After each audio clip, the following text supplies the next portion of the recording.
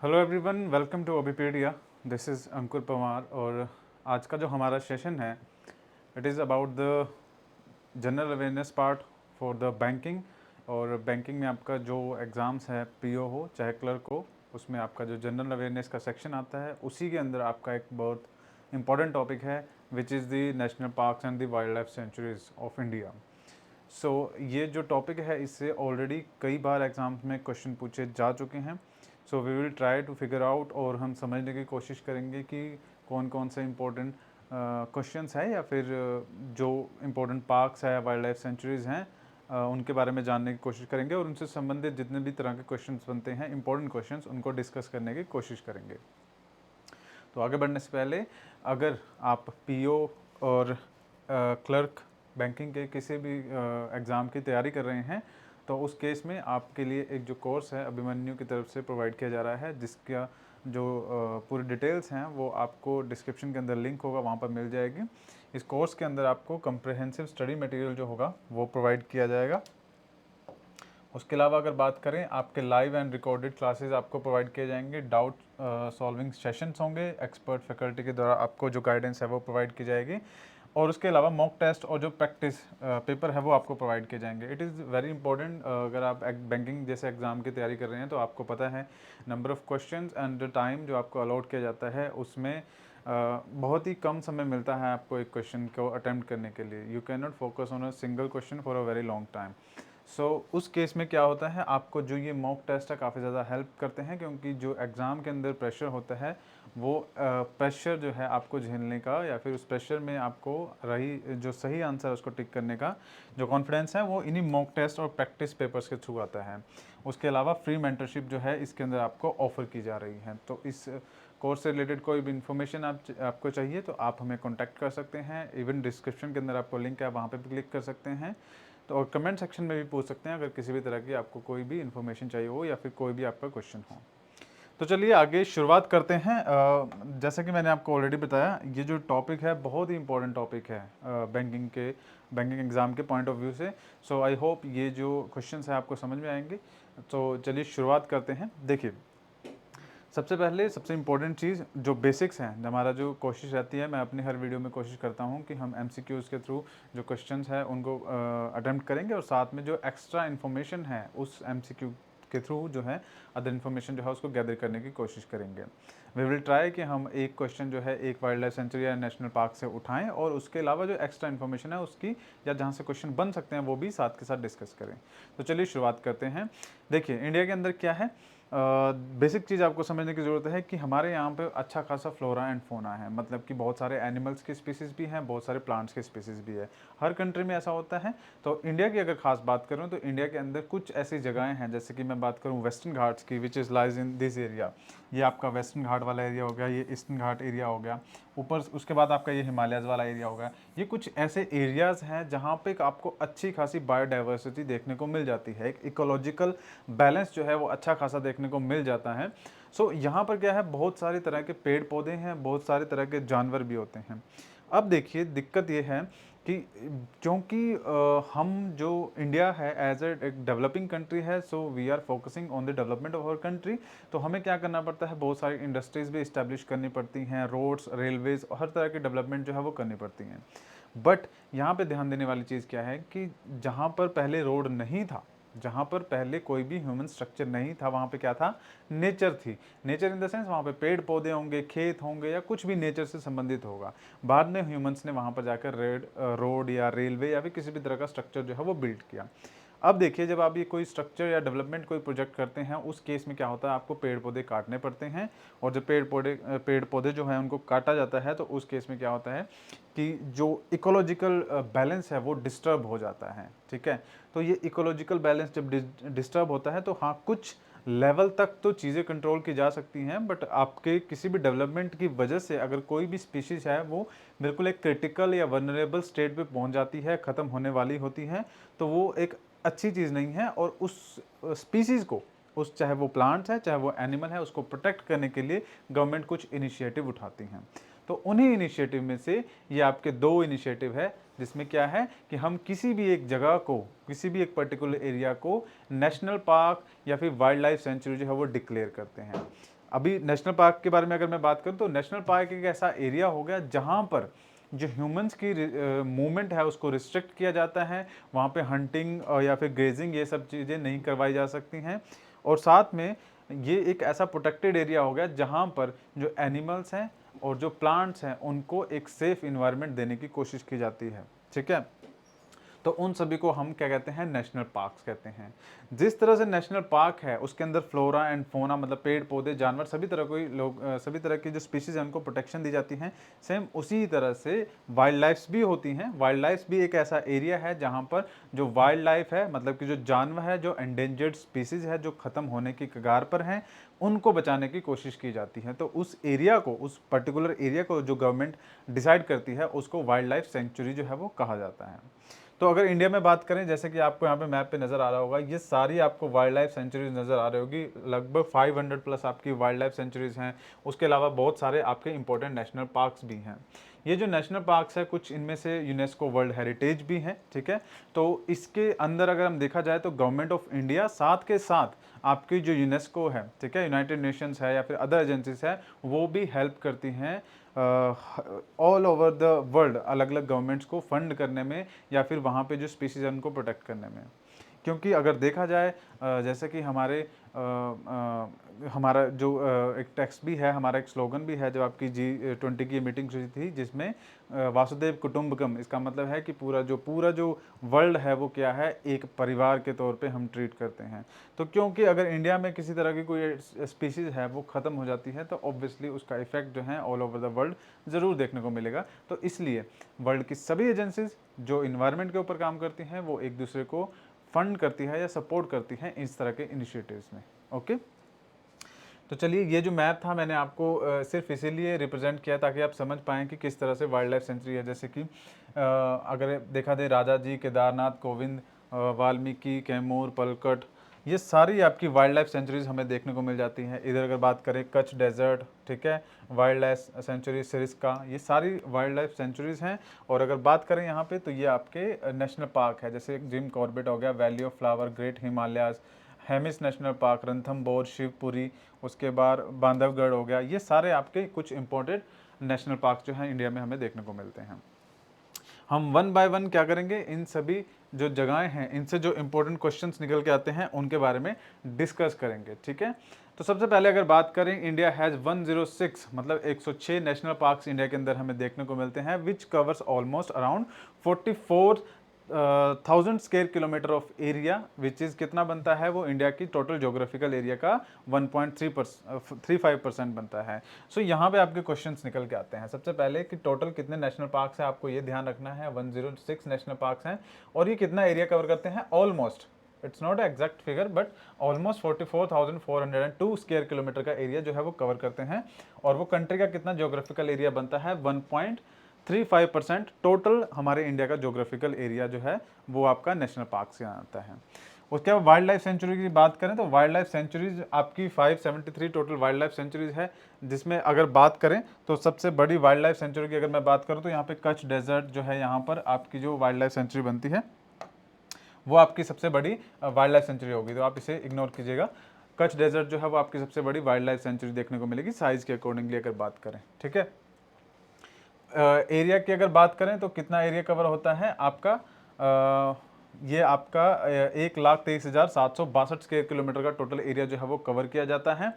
और ये कितना बनता है इंडिया के टोटल एरिया का, so it is 3.76% of the Indian geographical area, ठीक है। तो वाइल्ड लाइफ सेंचुरीज का जो एरिया है वो हमें ज़्यादा देखने को मिलता है। अब एक समझने वाली चीज़ क्या है कि थोड़ा सा बेसिक डिफरेंस समझने की कोशिश करते हैं। देखिए होता क्या है कि मान लीजिए ये आपका एक नेशनल पार्क है, ठीक है, ये कोई आपका नेशनल पार्क है। नेशनल पार्क के अलावा जो आपकी वाइल्ड लाइफ सेंचुरी जिसकी मैं बात कर रहा हूँ वो एक कंपैरेटिवली छोटा एक एरिया होगा। नेशनल पार्क एक बड़ा एरिया है और वाइल्ड लाइफ सेंचुरी एक छोटा एरिया है। वाइल्ड लाइफ सेंचुरीज में थोड़ा बहुत जो है ह्यूमंस का आना जाना जो है वो अलाउ किया जाता है। ऑल दो हंटिंग जो है वो या शिकार करना ये अलाउड नहीं है, क्योंकि द पर्पस ही सेम है कि वाइल्ड लाइफ को प्रोटेक्ट करना, तो वो हंटिंग वगैरह अलाउड नहीं होती। बट जो नेशनल पार्क्स है उसमें जो रिस्ट्रिक्शन है वो वाइल्ड लाइफ सेंचुरीज के कंपैरिजन में थोड़ी ज़्यादा देखने को मिलती हैं, ठीक है।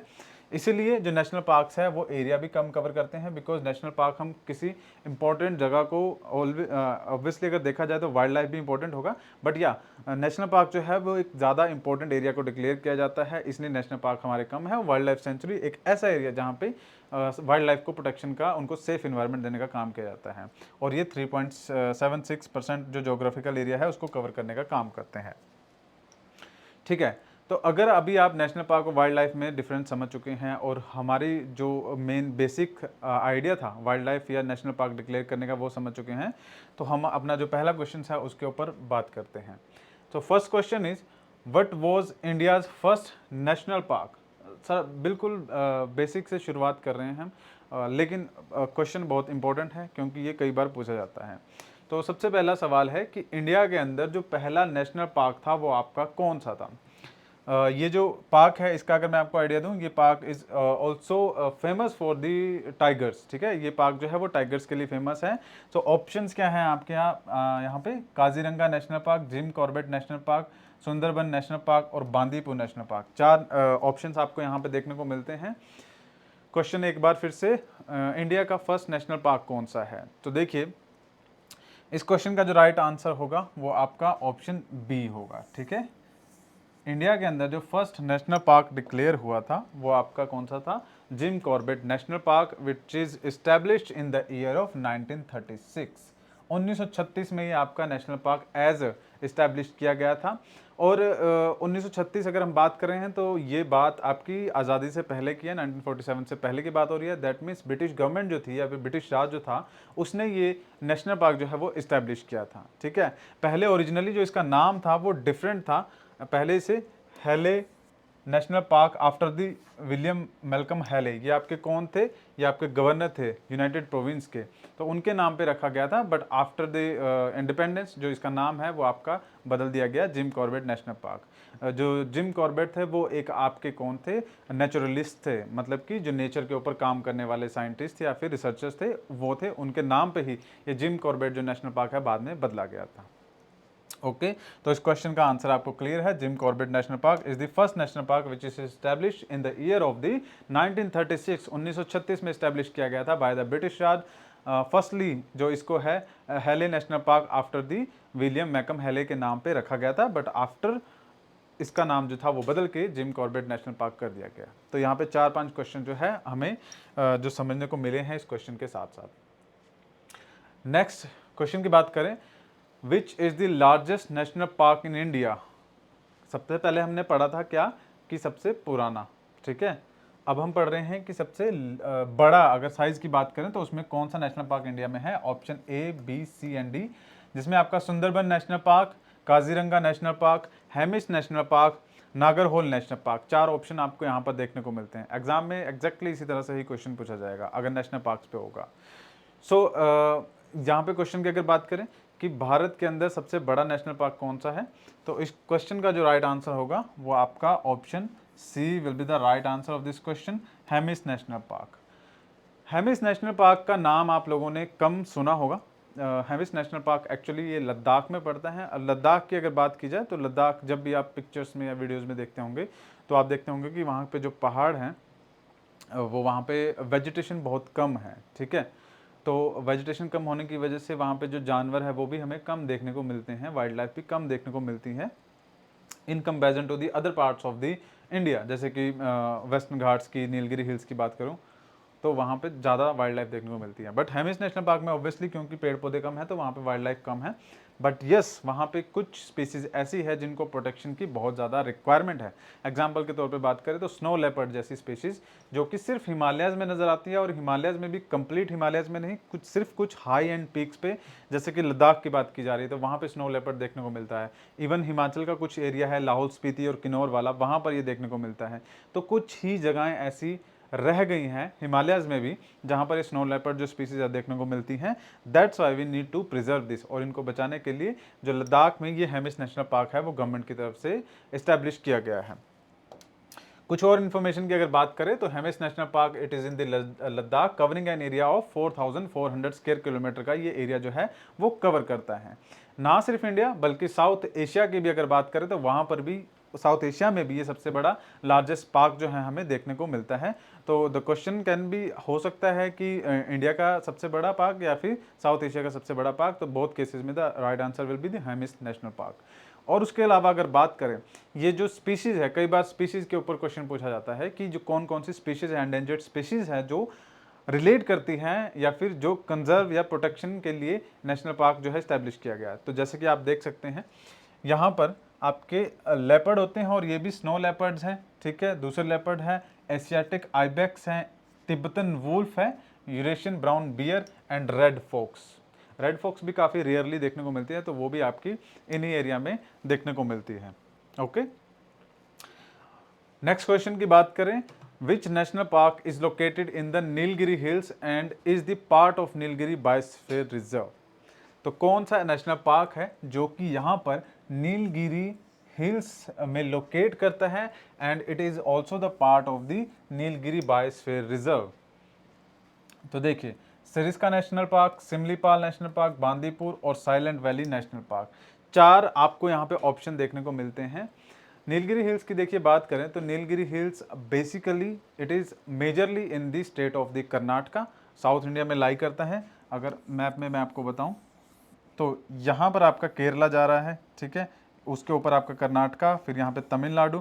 तो इस वाला जो ये ट्रायंगल बनता है तीनों स्टेट्स का, वहाँ पर आपको ये नीलगिरी हिल्स देखने को मिलते हैं, but majorly in the state of the Karnataka, वहाँ पर ये आपके जो नीलगिरी हिल्स है वहाँ पे देखने को मिलते हैं। So the right answer is the Bandipur national park. और ये जो बांदीपुर नेशनल पार्क है ये 874 स्क्वायर किलोमीटर में सिचुएट करता है कर्नाटका के अंदर।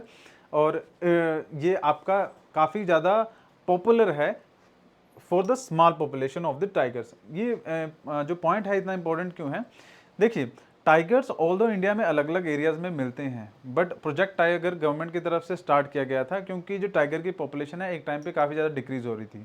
अब गवर्नमेंट के एफर्ट्स की वजह से जो प्रोजेक्ट टाइगर है उसके अंदर टाइगर्स की पॉपुलेशन धीरे धीरे इंक्रीज हो रही है। बट साउथ इंडिया में टाइगर्स की पॉपुलेशन मिलना ये एक अच्छी बात है, और वो भी ऑल्दो ये जो पॉपुलेशन है वेरी स्मॉल है और ये बांदीपुर नेशनल पार्क में मिलती है, बट यस साउथ इंडिया में ये नीलगिरी हिल्स में, ये बांदीपुर नेशनल पार्क में आपको स्मॉल पॉपुलेशन ऑफ टाइगर्स जो है वो भी देखने को मिलती है। अगर पहले की बात करें तो ये जो बांदीपुर नेशनल पार्क है नीलगिरी हिल्स में, ये महाराजा ऑफ जो मैसूर हुआ करते थे उनका पर्सनल हंटिंग ग्राउंड हुआ करता था जिस टाइम पे ये इंडिपेंडेंस से पहले अगर बात करें। The park is also harbours India's elephant, Indian elephant and spotted deer, bison और एंटीलोप्स। ये सारे क्या है, अनदर नेटिव स्पीसीज है जो कि आपके बांदीपुर नेशनल पार्क के अंदर हमें देखने को मिलती हैं, ठीक है। नेक्स्ट अगर बात करें तो नेक्स्ट क्वेश्चन है आपका, विच national park is situated in the state of Uttarakhand and is also known for its tiger population and panoramic views of the Himalayas. अगर आप चार ऑप्शन देखेंगे तो यहाँ पर ऑप्शन है आपका Ranthambore national park, Bandipur national park, Gangotri national park और राजाजी नेशनल पार्क। देखिए आंसर्स अटैम्प्ट करने का एक टेक्निक है, क्या करेंगे आप, पहले क्वेश्चन को एक बार दोबारा समझ लेते हैं कि कौन सा नेशनल पार्क है जो कि उत्तराखंड में आपका सिचुएट करता है and is famous for the tiger population और also for the panoramic view, मतलब कि अच्छे सुंदर नेचर के व्यू के लिए भी फेमस है हिमालयाज के। तो हम क्या करते हैं, एलिमिनेशन मेथड यूज़ करते हैं। एलिमिनेशन मेथड मतलब कि चार ऑप्शन आपके यहाँ पे दिए गए हैं। एलिमिनेशन मेथड में आप क्या करेंगे कि रणथंबोर नेशनल पार्क आपका नहीं हो सकता because it is not in the Uttarakhand. उसके बाद बांदीपुर नेशनल पार्क हमने अभी डिस्कस किया, आपका बांदीपुर नेशनल पार्क भी नहीं हो सकता। गंगोत्री नेशनल पार्क डेफिनेटली हो सकता है, या फिर राजाजी नेशनल पार्क डेफिनेटली हो सकता है। तो चार की अगर बात करूँ, चार ऑप्शंस की, इसमें से दो तो आपके ऑलरेडी ही एलिमिनेट हो जाते हैं क्योंकि they are not in the Uttarakhand, but दो ऑप्शन आपके रहते हैं Gangotri and Rajaji. So Rajaji national park जो है आपके क्वेश्चन का राइट आंसर है। ये आपका उत्तराखंड में ही देहरादून के पास राजाजी नेशनल पार्क पड़ता है, और ये वाइल्ड लाइफ इसके अंदर आपकी वाइल्ड लाइफ सेंचुरी भी है। मैंने आपको बताया था कि अब area can be A national park, और उसी नेशनल पार्क में कुछ एरिया ऐसा हो सकता है जो कि गवर्नमेंट के द्वारा डिक्लेयर किया गया हो as a wildlife sanctuary. तो राजाजी नेशनल पार्क के अंदर ही आपको ये वाइल्ड लाइफ सेंचुरी भी देखने को मिल जाएगी, जहाँ पर आपके एलिफेंट, टाइगर, पैंथर्स, इन सभी की प्रोटेक्शन के लिए ये वाइल्ड लाइफ सेंचुरी को डिक्लेयर किया गया है।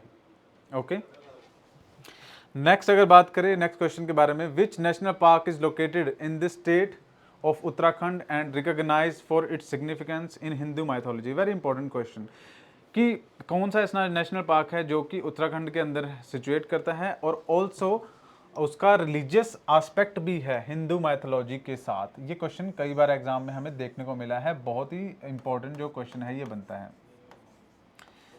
देखिए 4 ऑप्शन है आपके पास, valley of flowers national park, Keoladeo national park, Jim Corbett और Gangotri national park.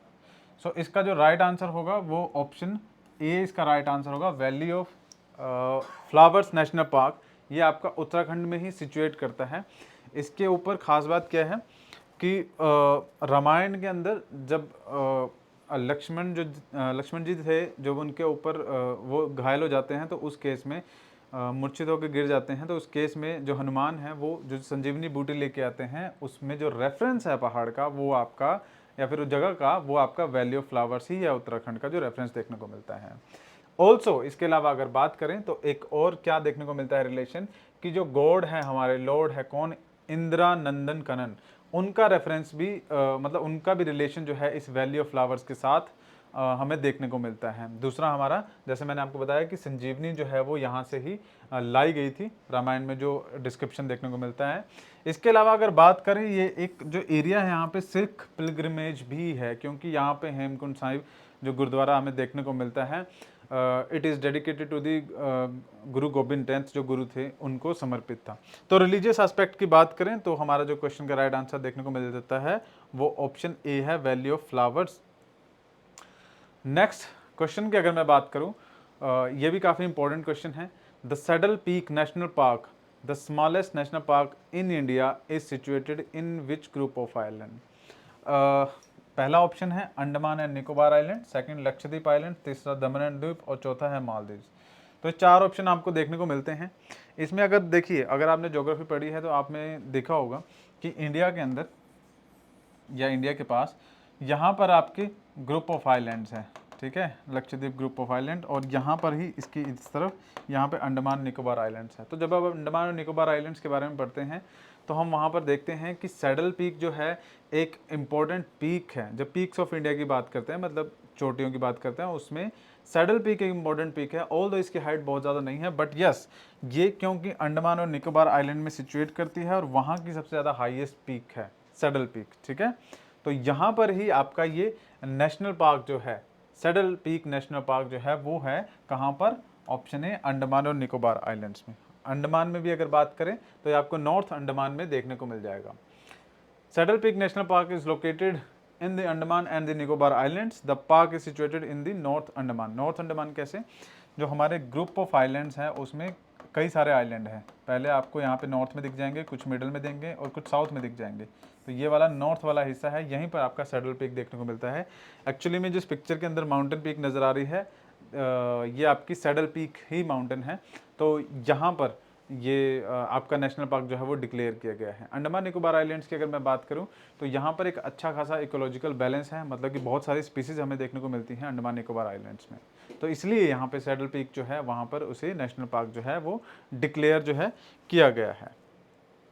I hope ये सारी चीज़ें आपको समझ में आ रही होगी। किसी भी तरह का कोई डाउट है तो आप कमेंट सेक्शन में पूछ सकते हैं। नेक्स्ट जो हमारा क्वेश्चन है, it is about the grizzled squirrel. Grizzled squirrel होती है गिलहरी का टाइप है, गिलहरी की स्पीसीज है जो आपको देखने को मिलती हैं साउथ इंडिया में, ठीक है। तो क्वेश्चन उसके ऊपर है कि ये grizzled squirrel wild life sanctuary कहाँ पर सिचुएट करती है, non for the unique habitat, और ये कहाँ पर कौन से स्टेट में आपकी लाई करती है। ऑप्शन है आपके पास केरला, तमिलनाडु, कर्नाटका, आंध्र प्रदेश। 4 ऑप्शन हमें यहाँ पे देखने को मिलते हैं। तो right answer will be Tamil Nadu. The grizzled squirrel wild life sanctuary ये कहाँ पर है, तमिलनाडु में सिचुएट करती है। और ये जो पिक्चर है ये उसी स्क्विरल के है, गिलहरी ही है बट स्पीसीज थोड़ी सी डिफरेंट है। हमारे जो नॉर्मल गिलहरी दिखते हैं उसके ऊपर यहाँ पे बैक में स्ट्राइप्स होती हैं ब्लैक कलर की, ठीक है। बट ये भी स्क्विरल का ही टाइप है, बट ये डिफरेंट है। साउथ इंडिया में आपको मेनली तमिलनाडु में आपको ये देखने को मिल जाएगी। ये जो आपकी वाइल्ड लाइफ सेंचुरी है, it is also known as the, किस नाम से जानी जाती है, Srivilliputhur wildlife sanctuary, और ये आपकी वेस्टर्न घाट का पार्ट है। वेस्टर्न घाट के बारे में अगर आपको थोड़ी सी इन्फॉर्मेशन दूं तो देखिए, ये इंडिया है, इसका ये वाला जो पार्ट है यहाँ पर, इस जगह पर ये वाला पूरा पार्ट वेस्टर्न घाट का हिस्सा है। वेस्टर्न घाट की खास बात यह है क्योंकि मानसून सबसे पहले यहाँ पर ही स्ट्राइक करती है, तो जब यहाँ पर स्ट्राइक करेगी दैट मीन्स यहाँ पर पानी की अवेलेबिलिटी अच्छी खासी है, पानी की अवेलेबिलिटी अच्छी खासी होगी, तो वहाँ पर पेड़ पौधे अच्छे खासे होंगे, वेजिटेशन अच्छा होगा, वेजिटेशन अच्छा होगा तो वहाँ पे एनिमल्स जो हैं वो भी काफ़ी ज़्यादा देखने को मिलेंगे, तो स्पीसीज़ काफ़ी ज़्यादा होगी, वैरायटी अलग अलग होगी। तभी आपने कई बार, बहुत बार आप पढ़ते होंगे एक new species of particular that thing जो भी है वो डिस्कवर की गई इन द वेस्टर्न घाट या कोई वेस्टर्न घाट का कोई पार्ट, तो इसलिए वहाँ पर ज़्यादातर स्पीसीज जो है वो डिस्कवर की जाती हैं। तो आई होप ये चीज़ें आपको यहाँ पर क्लियर हो गई होगी। नेक्स्ट अगर बात करें, which national park is situated in the state of Assam and is known for is the population of the rare pygmy hog. अगर मैं आपको पिक्चर में दिखाऊं तो देखिए ये है आपका पैगमी हॉग, ठीक है। तो ये आपका जो है उसके ऊपर क्वेश्चन है कि कौन से में देखने को मिलता है। ऑप्शन ए काजीरंगा, बी मानस, तीसरा ओरंग नेशनल पार्क, उसका चौथा डी की अगर बात नहीं रही तो नमेरी। तो इसका जो राइट आंसर रहेगा वो ऑप्शन बी है आपका, Manas national park, very famous national park of the Assam. ये ऑल्सो डिक्लेयर्ड है यूनेस्को की वर्ल्ड हेरिटेज साइट में भी ये डिक्लेयर है। यहाँ पर आपको टाइगर रिजर्व भी देखने को मिलता है, एलिफेंट देखने को भी मिलते हैं, और एक अच्छा खासा बायोस्फीयर रिजर्व यहाँ पे है, ठीक है। सो इसका जो राइट आंसर, जैसे कि मैंने बताया, मानस नेशनल पार्क इस क्वेश्चन का राइट आंसर होगा, ठीक है। और यही जो आपका रिजर्व है इसको कामरूप सेंचुरी के नाम से भी जो है वो जाना जाता है, ठीक है। और ये इस होग की एक्चुअली ये जो होग है ना, ये कुछ समय के लिए बिल्कुल ख़त्म हो गए थे, कुछ समय के लिए, मतलब इनकी पूरी अर्थ पे जो स्पीशीज़ है वो देखने को नहीं मिली थी। बट यस, रिसेंटली आपके 10-15 साल पहले जो क्या है, अगेन ये जो मानस नेशनल पार्क है वहाँ पर ये होग जो है दोबारा से देखा गया, और उसके बाद इनकी पॉपुलेशन धीरे धीरे करके बढ़ रही है, ठीक है। अब क्योंकि स्पीशीज़ बिल्कुल एंडेंजर्ड थी, ख़त्म हो गई थी, तो इसलिए ये इसकी प्रिजर्वेशन के लिए इस साइट को also UNESCO world heritage site भी डिक्लेयर किया गया, ताकि जो सेफ्टी है वो अच्छी तरह से की जा सके, प्रिजर्व अच्छी तरह से किया जा सके। ओके, तो मेरे ख्याल से आप यहाँ तक चीज़ें समझ गए होंगे। नेक्स्ट आगे अगर बात करें तो अगर आप जो कोर्स है उससे रिलेटेड कोई इन्फॉर्मेशन चाहते हैं तो कमेंट सेक्शन में पूछ सकते हैं। बाकी हमारी वेबसाइट है abpd.abhimanyu के नाम से, यहाँ पर अगर आप इसे ओपन करेंगे तो यहाँ पे ओपन में स्टार्टिंग में ही आपको चूज़ एग्ज़ाम का ऑप्शन मिल जाएगा। चूज़ एग्ज़ाम ऑप्शन करने के बाद आपको जितने भी मान लीजिए आप बैंकिंग एग्ज़ाम की बात कर रहे हैं तो यहाँ पे बैंकिंग एग्ज़ाम के लिए जो ऑप्शन है आपको देखने को मिल जाएगा, IBPS PO क्लैरिकल, उसके बाद SBI PO clerical, RBI assistant exam, कोई भी एग्ज़ाम है आप उस पर क्लिक कर सकते हैं और जो हमारे जो कोर्सेज़ हैं उनको अवेल कर सकते हैं। जैसे कि आप यहाँ पे देख सकते हैं, यहाँ पे ऑल इंक्लूसिव कोर्स भी आपको देखने को मिल रहा है, उसके अलावा छोटे कोर्सेज़ भी है, टेस्ट कोर्सेज़ भी हैं। तो अगर आप कोई पर्टिकुलर सब्जेक्ट बाय करना चाहते हैं तो उस केस में भी आप उन कोर्सेज़ को बाय कर सकते हैं। जैसे कि आप देख सकते हैं यहाँ पे छोटे छोटे कोर्सेज़ भी आपके लिए अवेलेबल हैं, ठीक है। तो आई होप चीज़ें क्लियर होंगी। आपको कोई भी डाउट हो तो आप कमेंट सेक्शन में पूछ सकते हैं। चैनल को जरूर सब्सक्राइब कीजिएगा, क्योंकि यही चैनल पर आपको जो अदर अपडेट्स हैं एग्ज़ाम से रिलेटेड और हमारी वीडियोज़ हैं वो मिलेंगी। नेक्स्ट सेशन में मिलेंगे, तब तक के लिए धन्यवाद।